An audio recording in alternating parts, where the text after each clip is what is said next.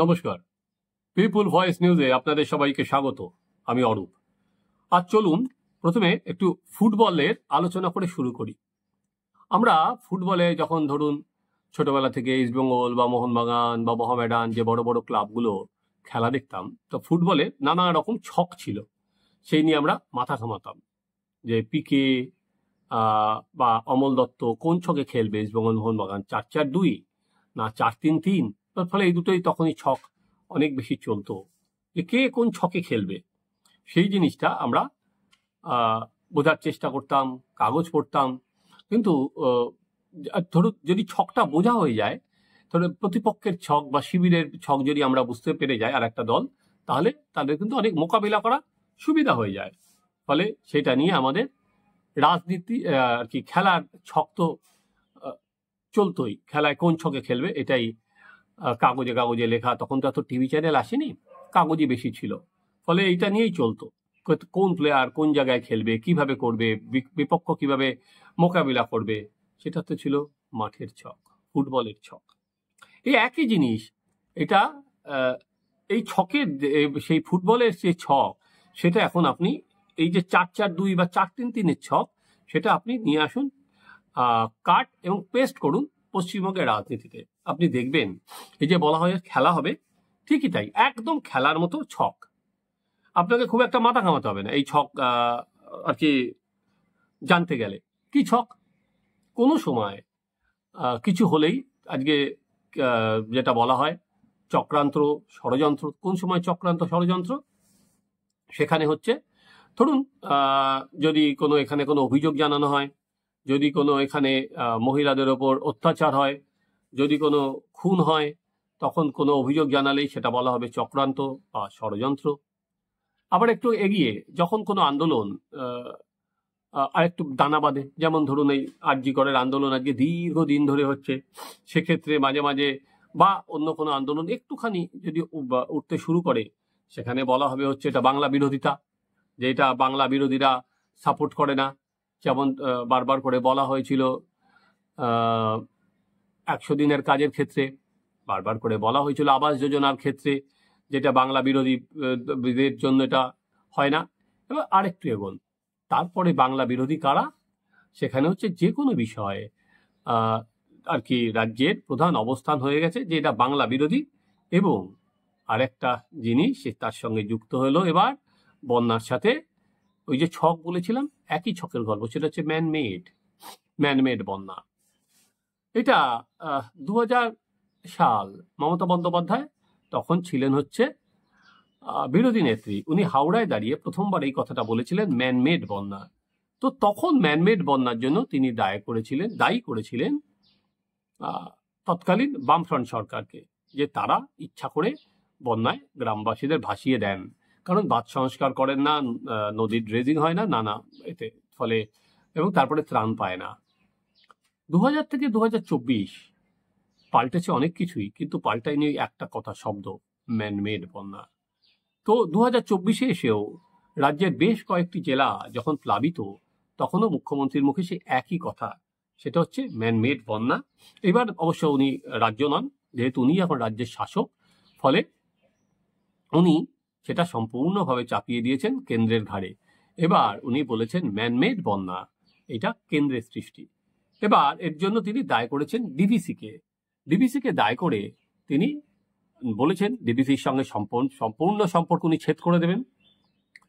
তারপর উনি আর রাখবেন না, উনি চিঠি পাঠিয়েছেন প্রধানমন্ত্রীকে, এবং সেখানে বলেছেন যে যেভাবে তাকে জল ছাড়া হচ্ছে, সেটা রাজ্যকে একেবারে না জানিয়ে জল ছাড়া হচ্ছে, অতএব ডিভিসির সঙ্গে আর কোনো সম্পর্ক তিনি রাখবেন না। চলুন, উনি যে প্রধানমন্ত্রীকে চিঠিটা দিলেন যে না জানিয়ে জল ছাড়া, এটা উনি 3 বছর আগেও বলেছিলেন। কেন বলছেন বারবার করে একই কথাই? যে বললাম, ছক ভাঙা কিছু নেই, ছকে বাঁধা গল্প। কোথায় হলে কি হয় সেটা মোটামুটি আমরা কি রাজ্যবাসী এখন বুঝতে পেরে গেছি। উনি বলার পর জলশক্তি মন্ত্রী, যিনি মিনিস্টার অফ জলশক্তি, সি.আর. পাটিল, একটা চিঠি দিয়েছেন, যে প্রধানমন্ত্রীকে মুখ্যমন্ত্রী যে চিঠিটা দিয়েছিলেন 20 তারিখ, সেই চিঠিটার উত্তর পাঠিয়েছেন সি.আর. পাটিল। তো সেখানে উনি কি লিখছেন? I am informed that the matter was raised by you through a tweet yesterday highlighting the same issue, which was immediately responded by my ministry, underscoring the circumstances and mechanism for release of the two reservoirs. It was also underlined in the response that West Bengal officials were consulted and kept informed at each and every stage. অর্থাৎ DBC থেকে যে জল ছাড়া হয়েছে সেখানে West বেঙ্গলের প্রতিনিধিদের প্রতিটা বিষয় তাদের জানানো হয়েছে এবং সেখানে এই যে ডিবিসিতে মুখ্যমন্ত্রী বারবার করে বলছেন না জানিয়ে জল ছেড়েছে, সেখানে পশ্চিমবঙ্গ সরকারের প্রতিনিধি থাকেন, সেখানে ঝাড়খণ্ডের প্রতিনিধি থাকেন, সেখানে ডিবিসির প্রতিনিধি থাকেন, কেন্দ্রের প্রতিনিধিরা থাকেন। তারপরেও বারবার করে তিনি কিন্তু একই জিনিস 3 বছর আগেও তিনি চিঠি লিখেছেন, 3 বছর পরেও সেই একই জিনিস বলছে এটা ম্যানমেড এবং তাদের না জানিয়ে জল ছাড়া হয়েছে। চলুন আবার চিঠির আরেকটা অংশ পড়ি। I am further informed that on account of heavy rainfall in South Bengal and a request from West Bengal officials, releases from the two reservoirs was curtailed amount 50% during 14th to 17th September 2024. However, due to very heavy rainfall on 16th and 17th September 2024, by early morning of 17th September 2024, it became imperative for the committee to substantially enhance the releases in order to avoid catastrophic impact in South Bengal due to possible dam failure. অর্থাৎ সেখানে during this event, through the maximum inflow of the two reservoirs is estimated to 4.2 lakh cuseck.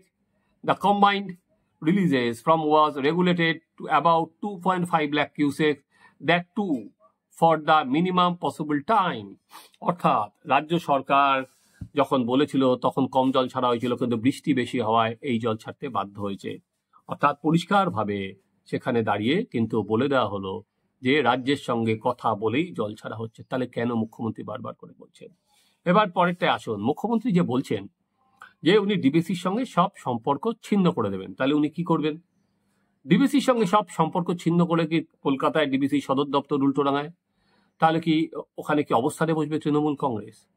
না হলে কি supreme কোর্টে যাবে? নিয়ম অনুযায়ী ডিবিসির সঙ্গে যদি কোনো গোলমাল হয় তাহলে একটা আরবিট্রেটর নিয়োগ করতে হয়। এই আরবিট্রেটর নিয়োগ করেন হচ্ছেন সুপ্রিম কোর্টের প্রধান বিচারপতি। তিনি আরবিট্রেটর নিয়োগ করবেন এবং রাজ্যের সাথে ডিবিসির কোনো গোলমাল হলে বা সেখানে এই আরবিট্রেটর সেটা মোকাবেলা করবেন বা একটা সমাধান সূত্র বার করবেন। তাই জাস্টিস চন্দ্রচূড় এখন আছেন সিজেআই।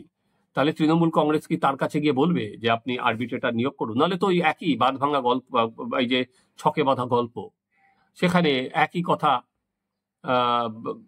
বন্যা এলেই বারবার করে বলা হবে যে দেখো আমরা তো পাচ্ছি না, আমরা তো কিছু সেই 3 বছর আগেও যেটা বলেছিলেন 2000 সাল থেকে বলছেন ম্যানমেড বন্যা, সেই ম্যানমেড কথাটাই থেকে যাবে। উল্টো দিকে এই মানুষগুলো প্রতিবার বানভাসী হবে। সেখানে দাঁড়িয়ে ডিবিসির সঙ্গে যদি সম্পর্ক ছিন্ন করা হয় তাহলে বিদ্যুৎ সরবরাহ কি চলবে একটা জেলায়? ডিবিসির সঙ্গে যদি বিদ্যুৎ সরবরাহ বন্ধ করা হয় বা কোনো সম্পর্ক রাখবো না কথাটা বলা হয়, তাহলে কি আর কি ট্রেনগুলো চলবে? বিদ্যুৎটা আসবে কোথা থেকে? ফলে বলা এবং করা কিন্তু তার মধ্যে হেল অ্যান্ড হেভেন ডিফারেন্স আছে। তৃণমূল কংগ্রেস কত দূর যাবে এবং এইটার জন্য কেন্দ্র বিরোধিতাটাকে কোন পর্যায়ে নিয়ে যেতে পারবে?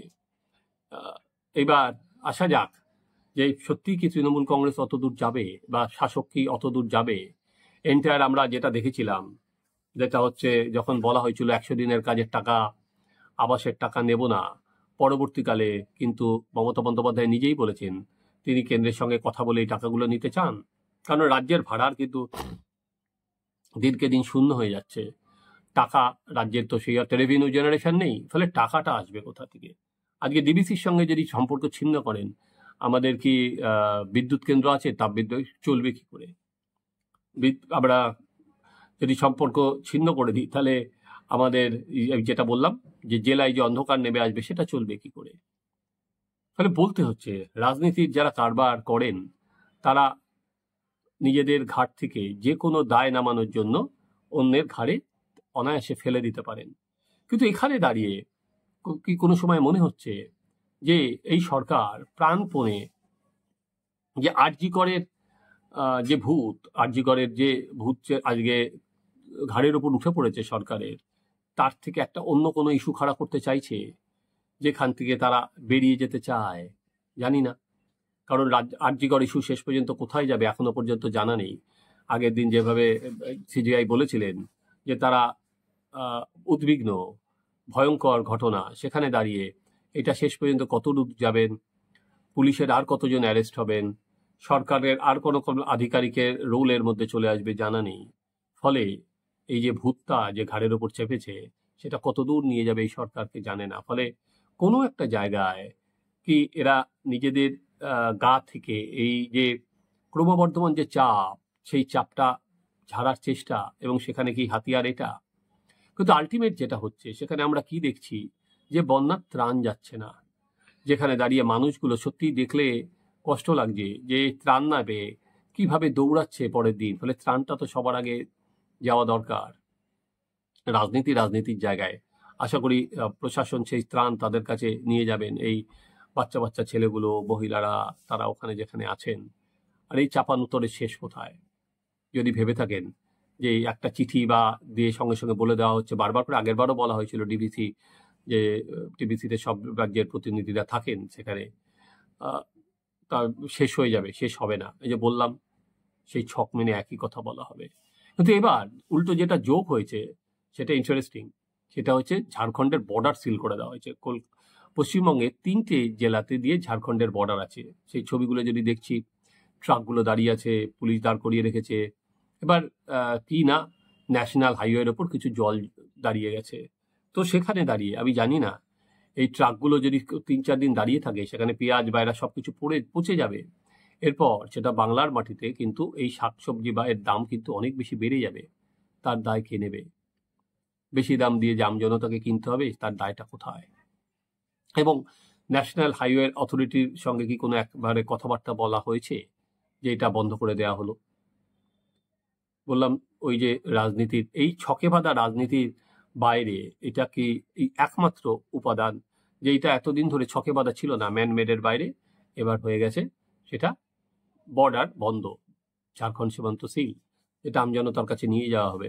দেখো, আমি বর্ডার পর্যন্ত বন্ধ করে দিয়েছি, আমি জানি না এটা লোকে কিভাবে নেবে যদি জিনিসপত্রের দাম বাড়ে।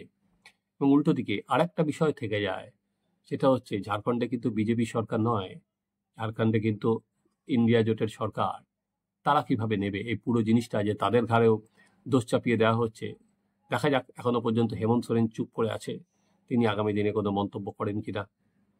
চলুন আমরাও দেখতে থাকি এই ছকের গল্প, আর কি এই যে ছক মানা গল্পের শেষ কোথায়।